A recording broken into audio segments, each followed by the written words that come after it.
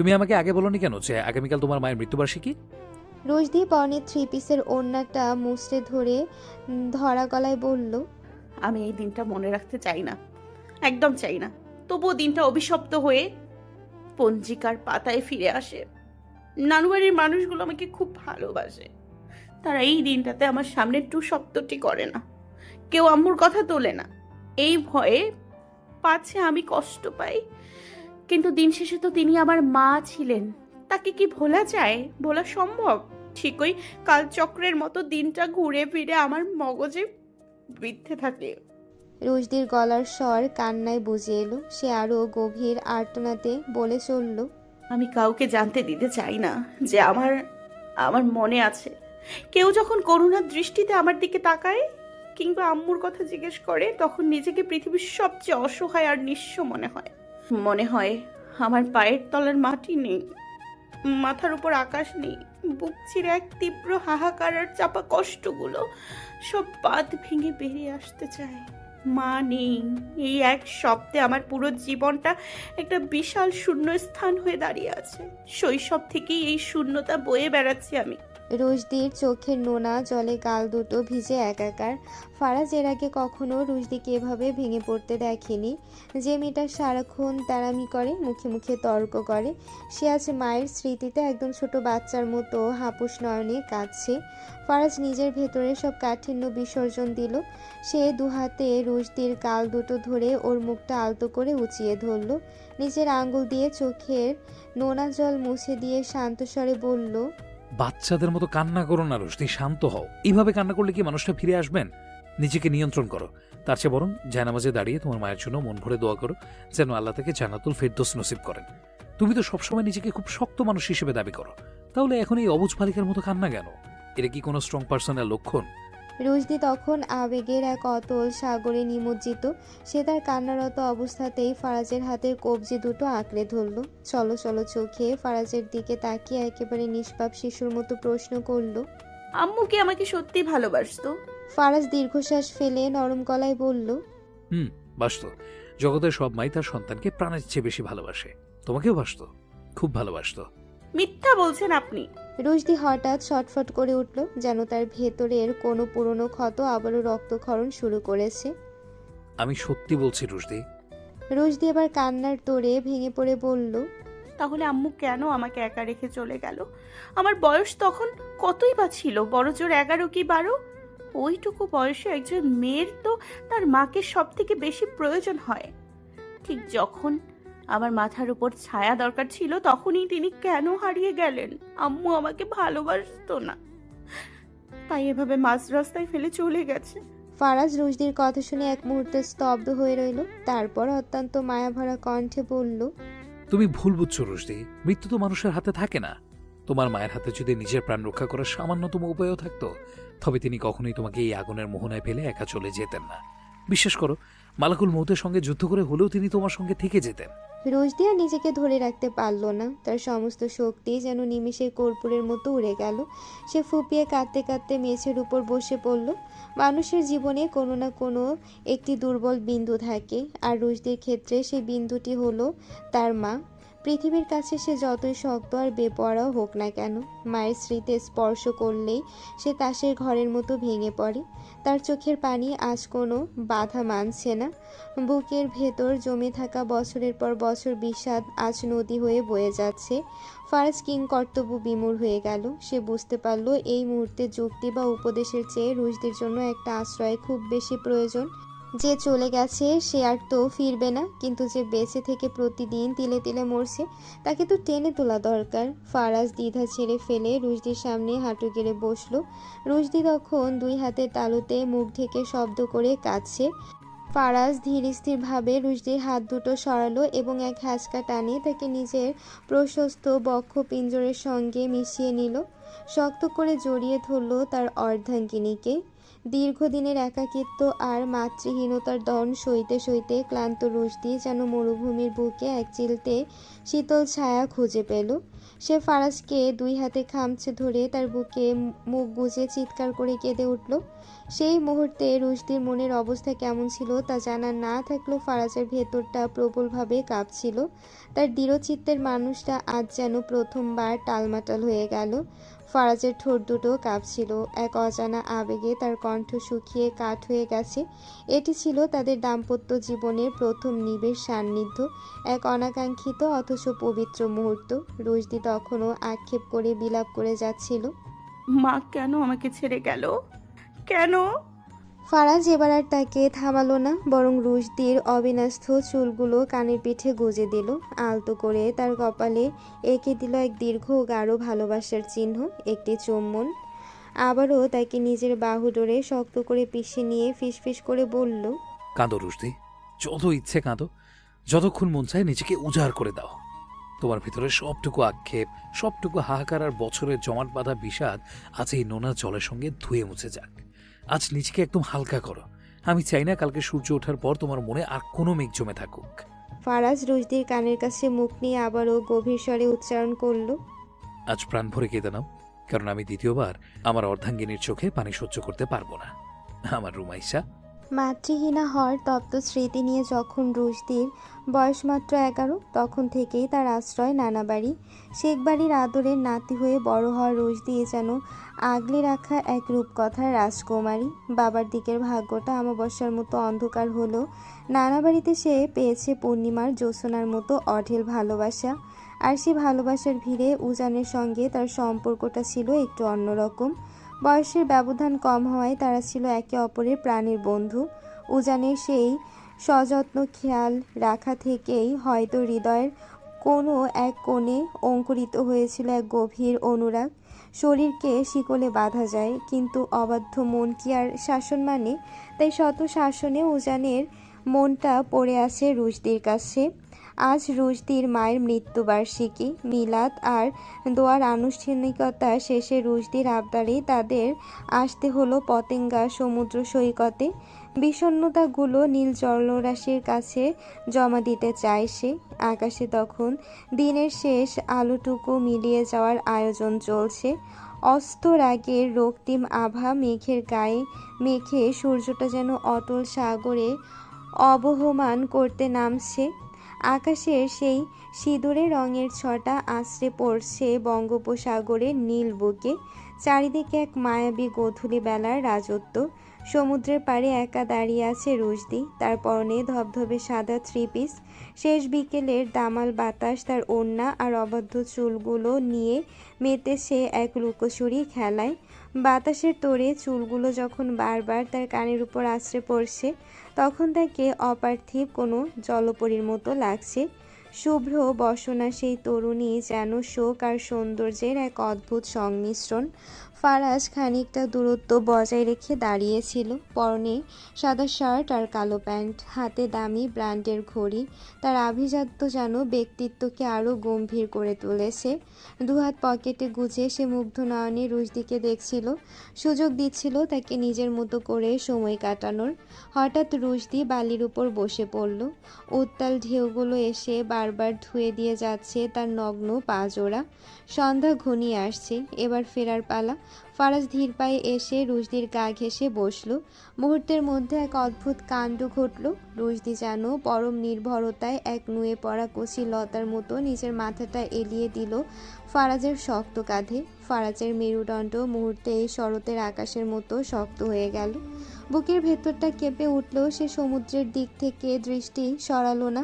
বরফ শীতল কণ্ঠে কেবল শুধালো, এই রুশদি। বলুন। রুশদির কণ্ঠস্বর সমুদ্রের গর্জনের মাঝে স্পষ্ট শোনালো। তুমি কি কখনো আমার কাছে কিছু লুকাতে চাও? রুশদি খানিক অবাক হয়ে ফারাজের দিকে তাকালো। হঠাৎ এই প্রশ্ন কেন? ফারাজ দীর্ঘশ্বাস ছেড়ে বলল, তুমি চাইলে উজানের ব্যাপারটা আমার থেকে গোপন করতে পারতে। তুমি নিজে না বললে আমি কোনোদিনও জানতাম না।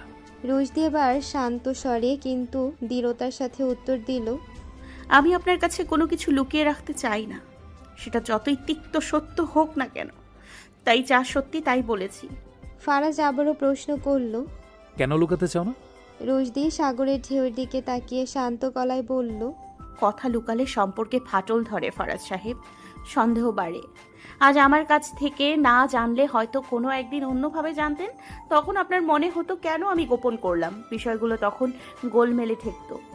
যদিও সত্যিটা বলে আমি হয়তো এখনই একটা গোলমাল পাকিয়ে ফেলেছি। আপনিও বেশ সিরিয়াস হয়ে গেলেন। যাকে যা হওয়ার তা তো হয়েই গিয়েছে, এসব নিয়ে এখন ভেবে ভেবে মাথার চুল পাকিয়ে কোনো লাভ নেই। ফারাজ হতবাক হয়ে রুশদিকে দেখল। মেয়েটার চিন্তাধারা তাকে বিস্মিত করে। গতকালকের ব্যবহার বাদ দেওয়ার মতো কি ছিল আদৌ? সে শুধালো, তুমি কি সব বিষয়ে এমন পজিটিভ থাকো? কারণ যে কোনো বিষয়কে ইতিবাচকভাবে নিলে সেটা জীবনে খুব একটা নেতিবাচক প্রভাব ফেলতে পারে না। তাই মাঝে মাঝে খারাপ পরিস্থিতিকে পজিটিভলি নেওয়া উত্তম। ফারাজ এতদিন রুশদিকে যতটা অপরিপক্ক মনে করেছিল, রুশদি ঠিক তার উল্টো। মানুষের বাইরের খোলস দেখে ভেতরটা চেনা যে কতটা দায় তা ফারাজ আজ হাড়ে হাড়ে টের পাচ্ছে। ছোটবেলা থেকে যে পরিস্থিতির মধ্যে দিয়ে রুশদি বড় হয়েছে তা তাকে সময়ের আগেই পরিপক্ক করে তুলেছে। সে অতিশয় বুঝদার এক মেয়ে, নিজের দায়িত্বগুলো হাসি মুখে কাঁধে তুলে নিতে জানে। তাই তো বিয়ের পর অতীতের সব পিছুটান ভুলে সে বর্তমানে মন দিয়েছে। এই ফারাজই এখন তার বর্তমান, এই ফারাজই তার ভবিষ্যৎ। নিয়তি যাকে পাশে বসিয়ে দিয়েছে তাকে মেনে না নিয়ে আর উপায় কি? কিছুক্ষণ দুজনের মাঝে নীরবতা খেলা করলো। কেবল সাগরের গর্জন সেই নিস্তব্ধতা ভাঙছে। ফারাজ ধীর স্বরে বলল, রুশদি, একটা প্রশ্ন করি। করে ফেলুন। তুমি আমাকে স্বামী হিসেবে সত্যি মানো তো? রুশদি একটু হেসে বলল, না মানার কোনো কারণ আছে? সাক্ষী মেনে কবুল বলেছি, নিজ হাতের রেজিস্ট্রি খাতায় সই করেছি, একই ছাদের নিচে আপনার সাথে থাকছি, তবে মানবো না কেন? তার মানে মেনে নিয়েছো? রুশদি ফারাজের কাঁধে নিজের মাথার ভারটা আর একটু বাড়িয়ে দিয়ে ফিসফিস করে বলল, আপনার কাঁধে মাথাটা এমনি এমনি রাখিনি, না মানলে রাখতাম না। ফারাজ একটু ইতস্ত করে বলল, আমাদের বিয়ের তো বেশ কয়েক মাস হয়ে গেল। তোমার কি মনে হয় আমরা এই কয়েক মাসে একদিনও সাধারণ স্বামী স্ত্রীর মতো সংসার করেছি? রুশদি ছোট করে উত্তর দিল। না। তবে আমাদের কি নতুন সংসারের যাত্রা শুরু করা উচিত নয়? রুশদি এবার ফারাজের চোখের দিকে তাকিয়ে দুষ্টুমি ভরা হাসিতে বলল, আমরা অলরেডি লেট ক্যাপ্টেন সাহেব। জোয়ারের জল এসে বারবার ভিজিয়ে দিচ্ছে তাদের চারখানি পা। একটু আগের বৃষ্টিতে পরিবেশটা এখন হিমশীতল, কিন্তু সেই শীতলতার মাঝেও দুজনের হৃদয় এক উষ্ণ অনুভূতির ছোঁয়া। সমুদ্রের সেই বালুকাময় তট থেকেই শুরু হলো এই যুগলের এক নতুন পথ চলা, এক নতুন যাত্রা। যে যাত্রার গন্তব্য অজানা হলেও বিশ্বাসটা অটুট। এ এক এমন বন্ধন যা হয়তো কেবল মৃত্যুর কাছেই হার মানবে, তার আগে নয়। ফারাজের গলার স্বরে এক অদ্ভুত জড়তা, অপরাধ বোধে যেন নুয়ে আসছে তার পৌরস্য। সে কাঁপা কাঁপা গলায় বলে উঠল, আমি তোমাকে যদি একটা সরি বলতে চাই, তবে কিভাবে বলবো? গত রাতের সেই তিক্ত ঝড়টা ফারাজের মনে কাটার মতো বিঁধছে। উজানের কথা শুনে একজন স্বামী হিসেবে তার রক্ত মাথায় চড়ে গিয়েছিল ঠিকই, কিন্তু রুশদির উপর ওভাবে চিৎকার করাটা বোধহয় ঠিক হয়নি। রুশদি হয়তো কিছুটা অবাধ্য, কিছুটা চঞ্চল, কিন্তু সে এমন কোনো আচরণ কখনো করেনি যাতে তাকে সন্দেহ করা যায়। নিজের ভুলের ভারে নুয়ে ফারাজ আজ তাই ক্ষমা প্রার্থী। রুশদি তার শান্ত শীতল চোখে ফারাজের দিকে তাকিয়ে পাল্টা প্রশ্ন করল, আপনি সরি কেন বলতে চান? গতকাল তোমার সাথে করা ঝগড়ার জন্য। রুশদি খানিকটা রসিকতার সুরেই বলল, তবে তো আপনার কয়েকশো বার আমাকে সরি বলা উচিত। প্রতিদিন তো কিছু না কিছু নিয়ে আপনি আমার সাথে ঝগড়া করেন। কালকে বিষয়টা সম্পূর্ণ আলাদা ছিল রুশদি। আপনি কি ভেতরে ভেতরে অপরাধ বোধে ভুগছেন? রুশদির সোজা সাপটা প্রশ্ন। ফারাজ স্বীকারোক্তি দেওয়ার মতো করে বলল, হ্যাঁ। রুশদি মনে মনে খুশি হলো ফারাজের উত্তরে, তবে প্রকাশ করল না। তাহলে আর সরি বলার দরকার নেই। কেন? রুশদি সমুদ্রের নোনা বাতাসের দিকে মুখ করে দীর্ঘশ্বাস ফেলে বলল, কারণ আপনি বুঝতে পেরেছেন যে আপনি একটা ভুল করেছেন আর আপনি তার জন্য অনুতপ্ত। এখানে সরি বলার আর কিছু বাকি নেই। সরি তো কেবল একটা শব্দ মাত্র।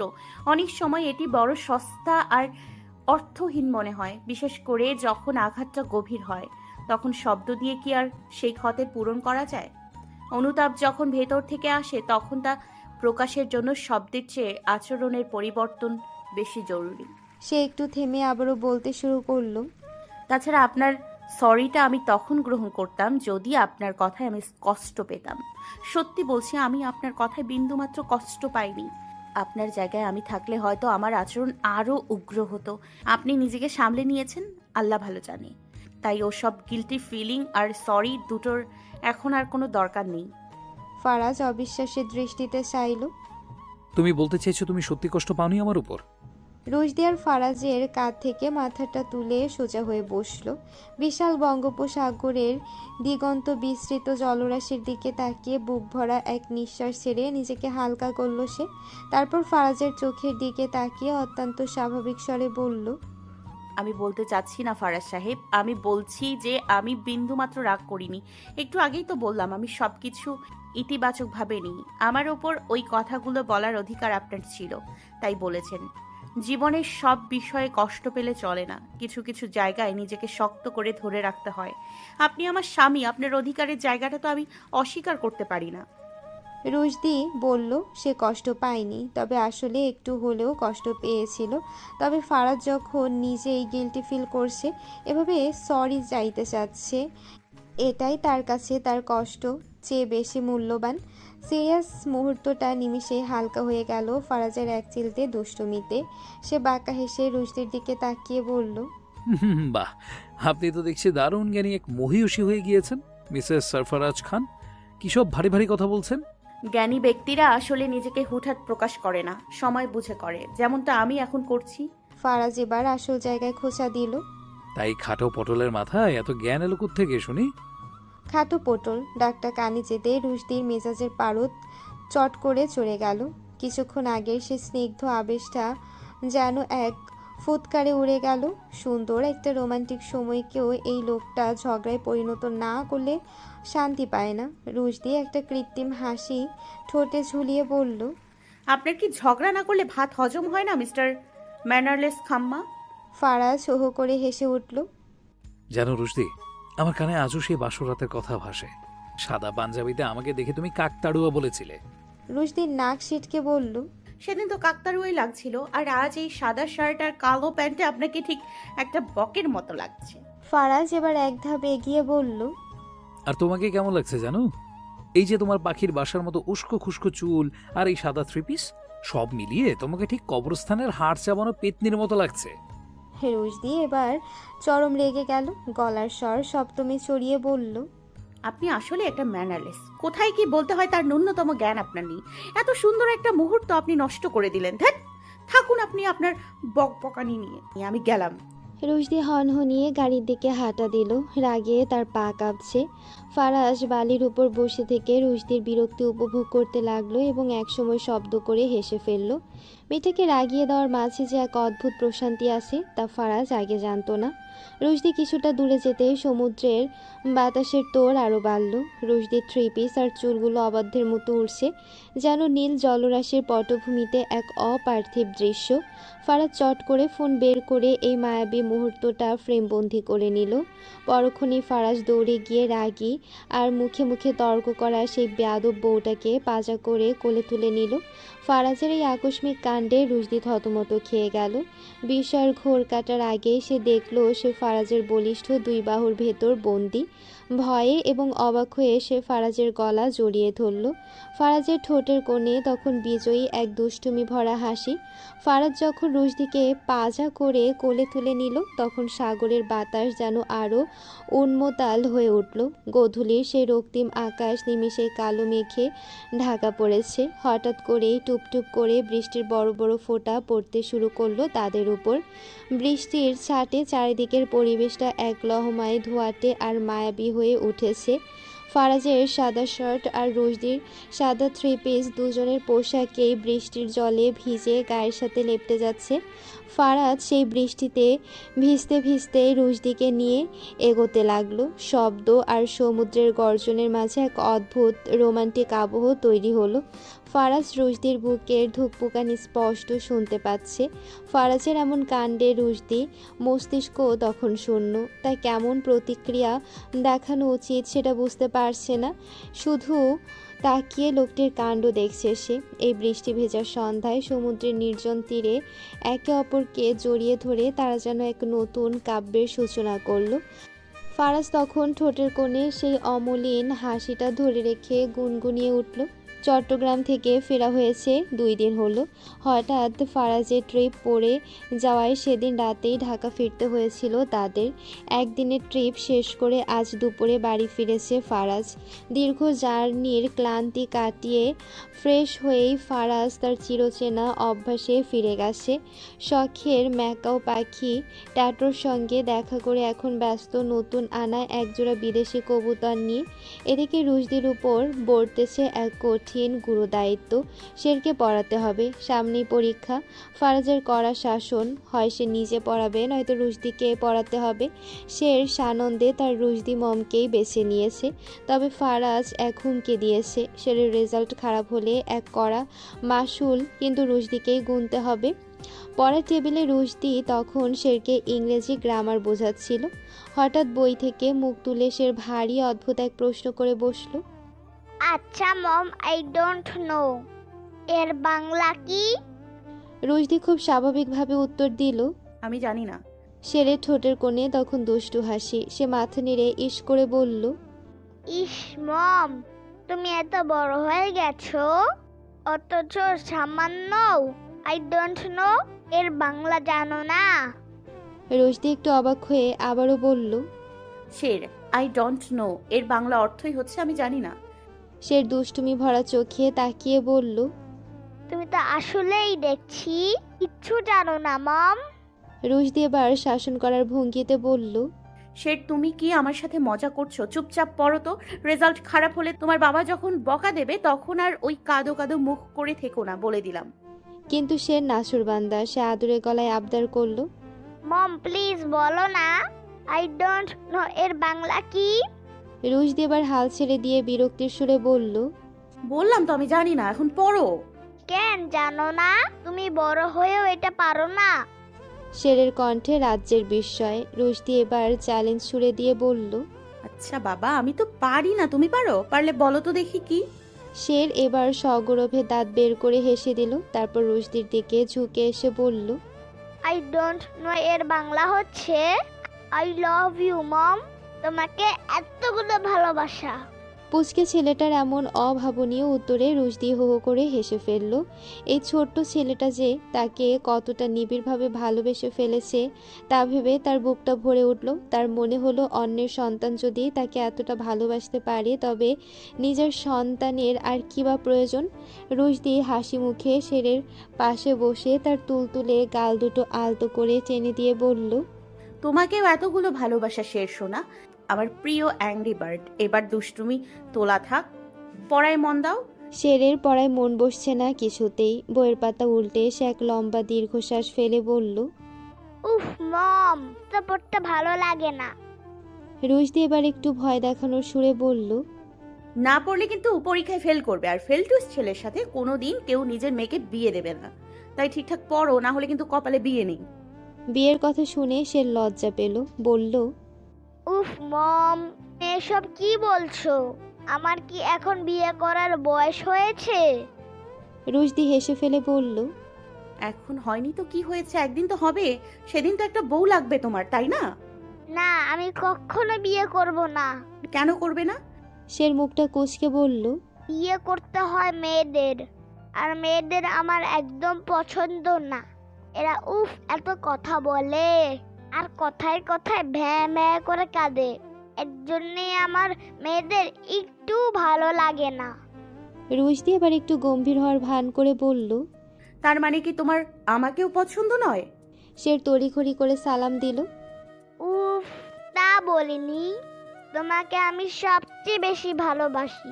তোমাকে আর পাপাকে আমি একদম সমান সমান ভালোবাসি। কিন্তু আমার ওই প্রেমরোজকে একটু পছন্দ নয়। ও কিছু হলে ভ্যাঁ ভ্যাঁ করে কাঁদে, কথায় কথায় শুধু ভাইয়া কোলে নাও, ভাইয়া এটা দাও। যেন মা ও না চকলেটকে চলকেট বলে। উফ, কি যে বিরক্তিকর। ওকে আমার একটু ভালো লাগে না। তার উপর পাপা ওকে এত আদর করে যে আমার হিংসে হয়। ও পাপার আদরের ভাগ বসায়। এর জন্যই আমার ওই রোজের বাচ্চাকে একটু পছন্দ না। রুশদি এবার দুষ্টুমি করে বলল, তাই নাকি? তাহলে তোমার বিয়েটা ওই প্রিম রোজের সাথেই দিয়ে দেওয়া যায়। কি বলো সে? প্রিমা আপুকে আজই বলবো নাকি? হ্যাঁ, সের মুখটা বাংলার পাঁচের মতো করে বলল, ইস মম, তুমি আমার সাথে মজা করছো? ওই পেটনিটার সাথে আমার বিয়ে? সেরে সে রাগি রাগি আর অসহায় চেহারা দেখে রুশদি আর হাসি চেপে রাখতে পারল না, সশব্দে হেসে উঠল। রমনা পার্কের কাঠফাটা রোদ আর ঘাম ঝরানো গরমের মাঝেও চারিদিকে এক নিস্তব্ধতা। একটি সিমেন্টের বেঞ্চিতে দুপাশে দূরত্ব বজায় রেখে বসে আছে তিথি আর শান। শান তার মুখে মাস্ক আর মাথায় ক্যাপটা ভালো করে চেপে রেখেছে, কেউ চিনে না ফেলে এই ভয়। বেঞ্চের উপর আয়েশ করে হাত রেখে সে উদাস গলায় বলল, আমি হয়তো 2-3 দিনের ভেতর আবার চলে যাব।